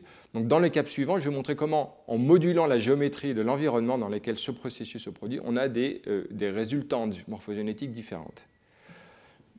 Donc c'est représenté de façon schématique. Finalement, ce que je vous ai montré, c'était ce cas-là. Ici, c'est l'embryon drosophile avec, en violet, représenté l'anisotropie de la tension, qui est donc une orientation particulière. En bleu, on va voir la flèche qui représente le dipôle d'extension en fonction déterminée par cette anisotropie. Et puisque maintenant on a des conditions aux frontières définies par une structure immobile, une autre qui est active et qui va en fait exercer une traction sur le tissu, et une courbure de l'embryon qui vient en fait de sa forme, de l'enveloppe de l'embryon, et bien effectivement on a un écoulement qui est tel que représenté par cette flèche noire.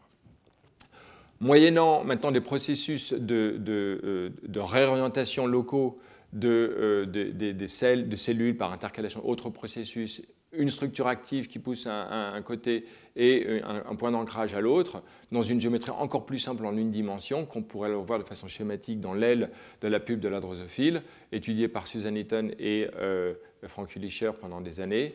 On voit un écoulement qui, lui, est en une seule dimension, comme le long d'une ligne.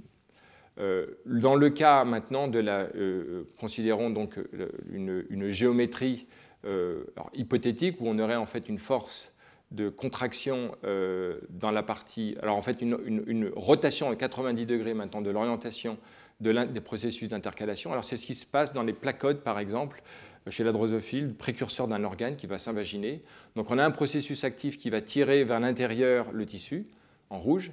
On a un processus d'intercalation qui forme des arcs donc concentriques et donc une extension perpendiculaire en bleu. Et donc, il va générer en fait un processus de poussée vers le centre. Et là, on est dans une géométrie circulaire imposée par différents facteurs dans ce système et qui va donc générer un écoulement, non pas en une dimension, mais centripète, et qui va être associé au processus d'invagination du tissu lors de la formation de l'organe. On a d'autres types de géométrie, comme dans l'embryon précoce de l'épiblase de la souris, qui étudie le laboratoire de Jérôme Gros à l'Institut Pasteur, en collaboration avec Francis Corson, où on voit aussi en fait, des processus actifs, des processus d'intercalation qui, dans des géométries différentes, circulaires, vont donner naissance à des écoulements différents. Mais on retrouve un peu les mêmes éléments fondamentaux. Et un autre exemple, un dernier exemple qui est assez magnifique, c'est une étude dans la partie postérieure de la drosophile, où en fait il y a une rotation de l'ensemble du tissu, et qui vient du fait que cette fois-ci, on a une chiralité dans l'orientation des processus d'intercalation en violet. Vous voyez, il y a un angle qui est déterminé, qui a une symétrie, une chiralité, et qui détermine une intercalation selon un axe représenté ici, mais la chiralité définit un axe de rotation maintenant du tissu, comme l'a montré des études expérimentales et des simulations numériques qui sont mentionnées dans cet article mentionné ici. Donc on voit ici comment, à partir de même processus actifs d'intercalation et de processus de polarisation de l'intercalation cellulaire, moyennant une géométrie aux frontières fixes et les processus actifs, on peut déterminer des écoulements tridimensionnels de formes différentes. Une autre illustration de processus par lequel la géométrie impacte l'écoulement d'un tissu, c'est de regarder les stades très précoces de l'embryon de drosophile. On voit ici un écoulement du tissu vers la partie dorsale antérieure, qui peut se mesurer par donc, cette vitesse en PIV dans ces embryons. Et on peut regarder la distribution des vitesses sur toute la circonférence de l'embryon, comme représenté ici, à différents stades, ou alors on peut intégrer la vitesse sur le pourtour de l'embryon et voir qu'il y a un moment très particulier où il y a une augmentation de la vitesse dans la partie postérieure, courbe de l'embryon, et qui augmente de façon importante dans quelques minutes. Et pour rendre compte de ce profil de vitesse spatiale et son évolution au cours du temps, il va falloir prendre en compte la courbure de l'embryon. C'est un processus actif. Je vous montre ici la distribution de la myosine 2, qui est enrichie au pôle apical des cellules, appauvrie dans la partie basale, que je le souligne ici. Et on voit ici en couleur inversée la distribution de myosine 2 au moment clé où l'écoulement se met en marche. Ce processus nécessite la contractilité. On peut utiliser des mutants qui enlèvent la contractilité apicale de la myosine 2 dans cette partie-là, et à ce moment-là, on perd l'écoulement du tissu. On peut également utiliser un modèle, donc c'était un travail qui est en collaboration avec Matthias Merkel, un modèle extrêmement simple d'un fluide actif en une dimension, dans lequel on va approximer la géométrie, on verra tout à l'heure la géométrie, mais on va considérer que donc, il y a des processus visqueux, une friction qui est homogène sur l'ensemble du tissu, et puis un point hypothétique de friction ou de couplage même avec l'enveloppe qui constitue la membrane vitelline. Et à partir de ça, si ce domaine-là est contractile en vert, comme je vous l'ai montré précédemment, on aurait une force extérieure qui dirigerait en fait l'écoulement dans cette partie-là, comme ça a été montré précédemment par Pavel Tomanczak et Stefan Grill chez l'embryon de Trébolium. Mais sans rentrer dans les détails, nos études expérimentales et numériques ont montré en fait que le profil de vitesse obtenu dans ce type de modèle ne satisfait jamais le profil de vitesse observé. Si on avait un point d'ancrage ou de très forte friction ici, nécessaire pour créer un écoulement, à ce moment-là, on aurait une vitesse nulle dans ce point-là, ce qu'on n'observe jamais dans les données expérimentales. Et de surcroît, lorsque l'on enlève l'intégrine qui effectue plus tard dans le développement, constitue un point d'ancrage à la membrane vitelline, à ce moment-là, la brisure de symétrie a toujours lieu, l'écoulement du tissu se produit. Donc pour expliquer cela, c'est là que la géométrie devient un facteur important. Si l'on prend en compte le fait que, comme on le voit ici, il y a une contractilité importante dans la partie apicale, une perte de contractilité dans la partie basale. Et donc on s'attend à partir de ce moment-là qu'il y ait un moment actif qui vient de la différence de tension entre les parties apicales et basales de cellules, qui vont tendre à réduire la courbure locale du tissu, cette courbure qui est héritée de la mère dans l'œuf qui a une forme elliptique ou une ellipsoïde. Donc si l'on considère maintenant le tissu réduit à une dimension qui a une courbure héritée de sa mère, et ce processus de moment actif qui vient de la différence de contractilité entre la partie apicale et la partie basale, il va y avoir une baisse de la courbure de ce tissu qui sera satisfaite dès lors que le tissu s'écoulera vers la droite dans la partie de plus faible courbure, parce qu'on a bien un gradient de courbure de l'embryon. Donc on peut ajouter donc à ce modèle que l'on a vu avant un nouveau terme qui prend en compte la courbure de l'œuf, qui n'est pas constante autour parce que c'est une ellipsoïde, un moment actif. Et à partir de ce moment-là, on peut voir qu'il y a deux paramètres qui jouent un rôle important pour expliquer l'écoulement. Le premier, c'est le décalage, l'offset, entre le profil de courbure de l'embryon en noir et le profil de contractilité en vert. Cette différence entre les deux joue un rôle important pour permettre, lorsque l'on intègre cette équation, pour expliquer la vitesse. La vitesse dépend directement de la différence de courbure entre les deux extrémités du domaine contractile.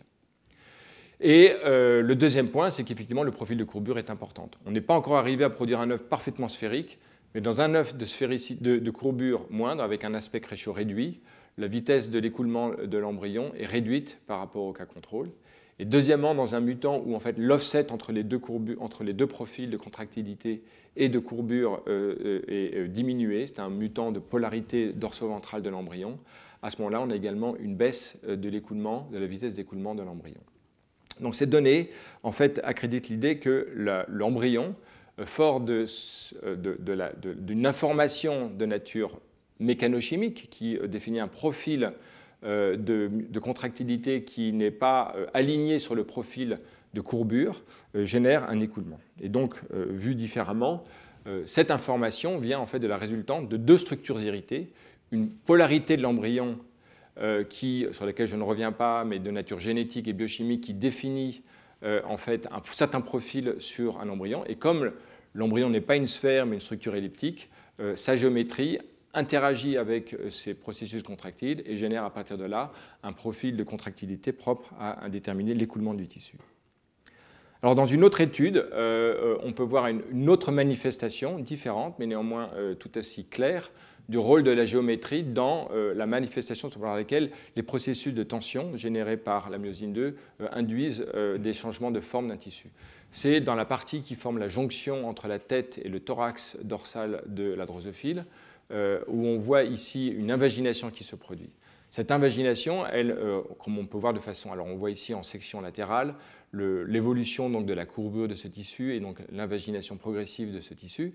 Le point bien représenté par ce schéma, c'est que si on a la tension dans le tissu et maintenant une courbure qui est imposée par un mécanisme tel ou tel, suivant le degré de courbure, la résultante des forces qui va induire l'invagination va être plus ou moins importante et induire donc un taux d'invagination différent.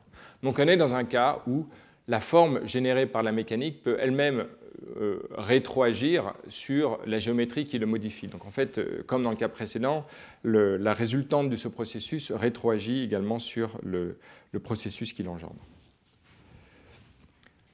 Alors maintenant, on va passer chez les vertébrés, où on va voir ici un exemple où la géométrie du système joue un rôle important dans la formation des structures embryonnaires. Donc on voit ici la vilification de l'intestin chez le poulet, où on voit au début donc le tissu épithélial est enchâssé par une matrice, par des cellules mésenchymateuses, ainsi que des fibres contractiles qui forment des muscles lisses qui exercent une contraction selon ce profil-là, qui va créer donc une vilification des cellules selon les premières rangées d'invagination du tissu qui est lui-même en croissance à l'intérieur, comme une contrainte exercée sur le tissu en croissance. Puis après, une réorientation de la contraction du muscle lisse en périphérie, qui fait qu'alors que maintenant le tissu continue de croître, en fait, il va y avoir un buckling de ces structures épithéliales qui vont créer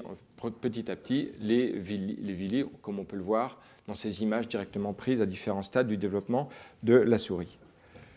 On peut montrer que cette vilification nécessite les muscles lisses. Lorsque l'on le fait disparaître par des drogues qui affectent la différenciation des muscles lisses, à ce moment-là, les vilifications disparaissent dans l'épithélium central.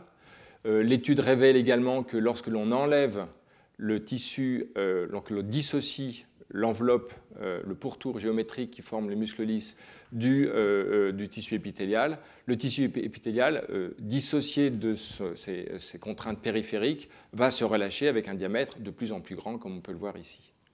Et enfin, les auteurs montrent qu'ils peuvent restaurer la vilification si, en enlevant le tissu épithélial de son enveloppe de muscles lisses, ils le mettent dans une contrainte synthétique, qui est un petit tube, dont le diamètre ici de 300 microns, en fait, restaure la vilification alors qu'il n'y a plus de muscles lisses, comme on peut le voir ici. Donc, et en enlevant maintenant cette enveloppe, la structure finalement se relaxe dans sa configuration sans villi. Donc on voit bien ici un rôle important des contraintes géométriques de l'enveloppe d'un tissu en croissance qui va créer donc une instabilité sous forme de vilification.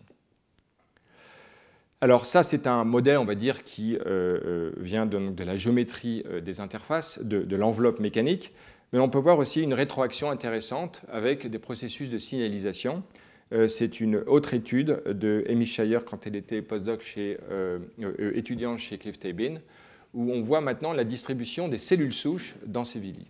Donc, les cellules souches dans les villi sont concentrées dans une structure qu'on appelle des cryptes, qui initialement, à ce stade de développement embryonnaire, sont présentes uniformément, sont présentes de façon uniforme dans le tissu épithélial. Mais progressivement, lors de la formation des villi que l'on voit ici, on voit que les cellules souches sont enrichies dans la partie basale entre les villi. Donc il y a une modification du pattern d'activation des cellules souches.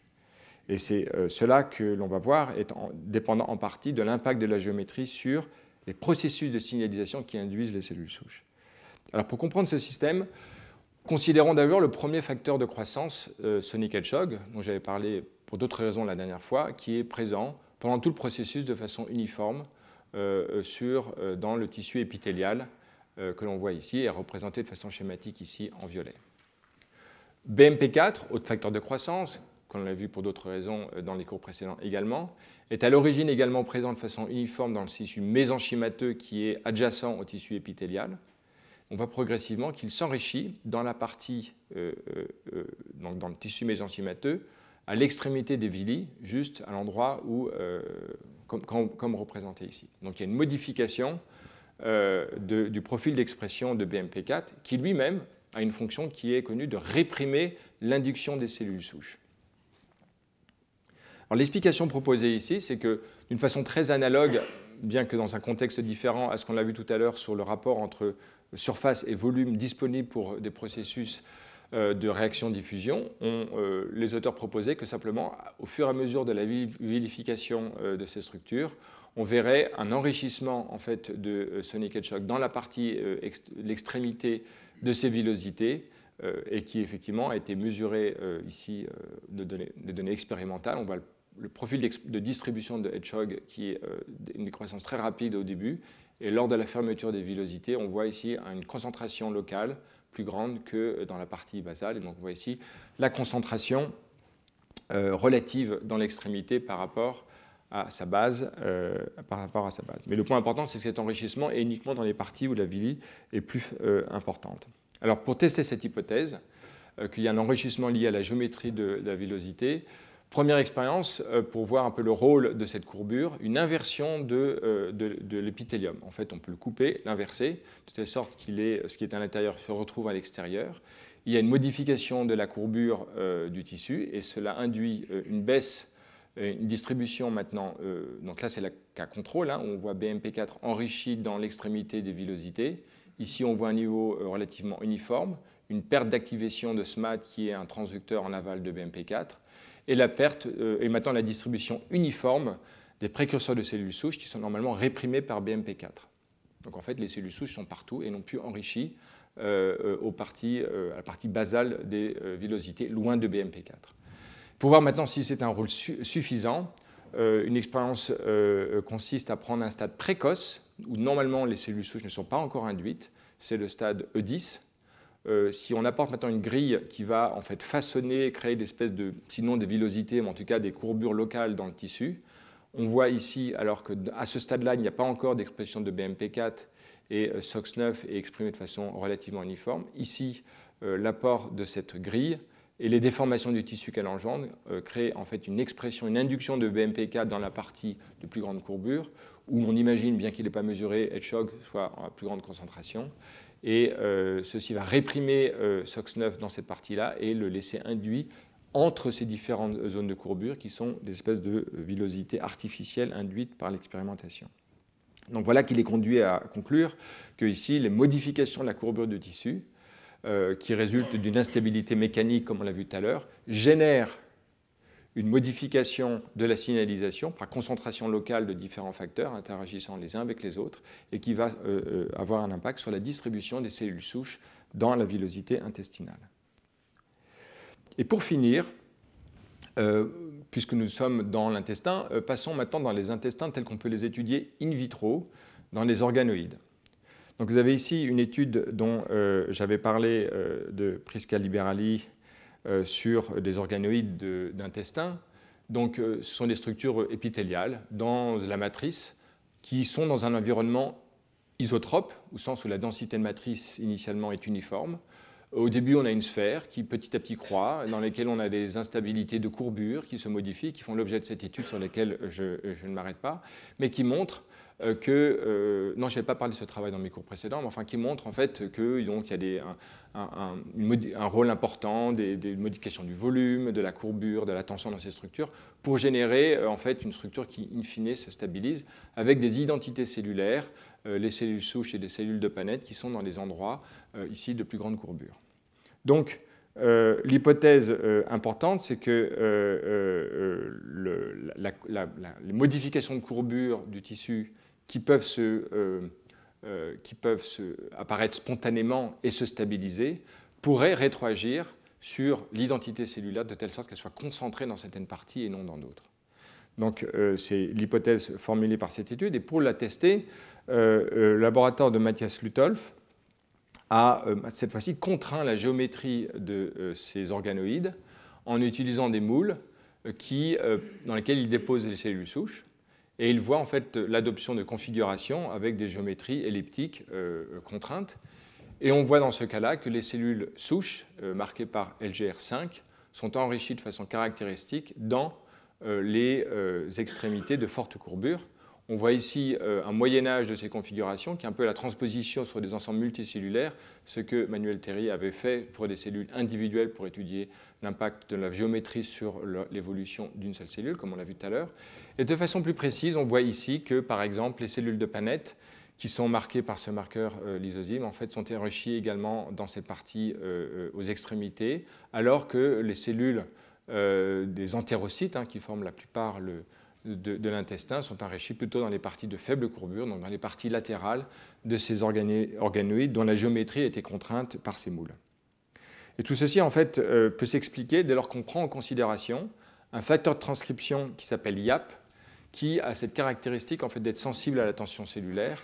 Les interactions avec la matrice extracellulaire ou les couplages cellulaires peuvent effectivement modifier la tension cellulaire et influer sur la translocation nucléaire de YAP et donc sur son activité. Et ce que l'on observe, c'est que dans les parties de courbure aux extrémités, YAP est essentiellement cytosolique, donc n'est pas actif, alors que dans la partie latérale, où les cellules ont des formes plus allongées, sans doute sous tension, à ce moment-là, YAP est transloque dans le noyau. Et ceci donc résulte dans la distribution, enfin ce rôle de YAP est un médiateur en fait de l'activation des cellules souches et des cellules de Paneth dans les parties extrêmes de l'organoïde géométriquement contraint. Et donc on voit comment ici la géométrie impacte sur la mécanique du tissu, YAP, et l'identité cellulaire à ces différentes extrémités. Donc voici qui me permet de conclure. On a donc vu aujourd'hui que, certes, il y avait nombre de processus mécanochimiques dans les cellules, mais si l'on oubliait les structures et la géométrie dans lesquelles ils se produisent, il nous manquait une dimension essentielle pour comprendre leur fonction. Donc cette hérédité structurelle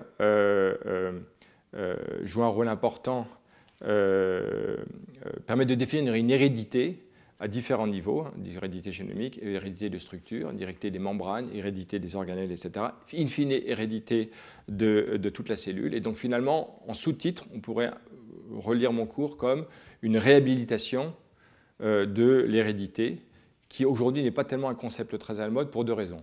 À la fois parce que d'un côté, les processus auto-organisationnels ont connu un tel essor et c'est une bonne chose pour mieux comprendre les processus biologiques, et nombre de mes cours l'ont illustré, mais ça s'est fait un peu au détriment d'un appauvrissement du concept de l'hérédité qui est strictement vu du point de vue de la génétique, alors que comme on l'a vu aujourd'hui, l'hérédité en fait est un concept extrêmement riche qui inclut certes le génome, mais inclut le structure, l'habitacle dans lequel ce génome se manifeste et qui a toutes les formes qu'on a vues de membranes, d'organelles, de structures corticales et de la cellule en son entier. Et puis également d'assemblages cellulaires qui ont des géométries sans cesse évoluantes et qui jouent un rôle important. On l'a vu dans le décodage, comment le décollage de la forme pouvait avoir un impact important sur la signalisation, qu'il pouvait avoir aussi un rôle sur la mécanique cellulaire et donc sur les processus morphogénétiques. Et puis on a vu donc, effectivement le rôle du guidage et des feedbacks géométriques sur la morphogénèse. J'aimerais finir par ce concept forgé par un Français, Pierre-Paul Grasset, il y a fort longtemps, qui étudiait des choses assez diverses, qui en s'intéressant un moment aux parasites à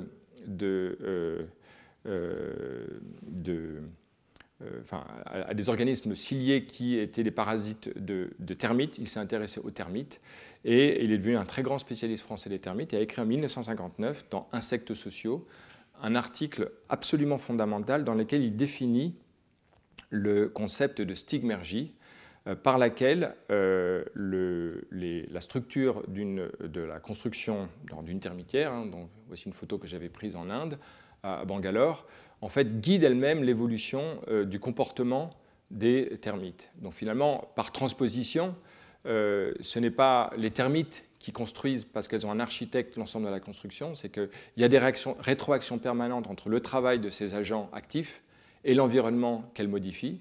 Et par ces rétroactions, en fait, on a des structures qui s'amplifient, d'autres qui disparaissent. Et c'est comme ça, en fait, que se génère en fait, tout le comportement morphogénétique de ce méta-organisme qui est constitué de ces agents interagissant avec leur environnement. Et donc, on voit bien ici que, si j'en parle, c'est justement qu'à certains égards, on peut voir le rôle de la géométrie dans la biologie d'une cellule comme quelque chose qui est tout à fait conforme à la sigmergie, dans la mesure où la forme de la structure que les protéines et toutes les molécules dans la cellule structurent rétroagit sur leur propre comportement et donc induit un comportement auto-organisé qui se développe et génère des structures complexes. Donc pour finir, je voudrais souligner les points suivants.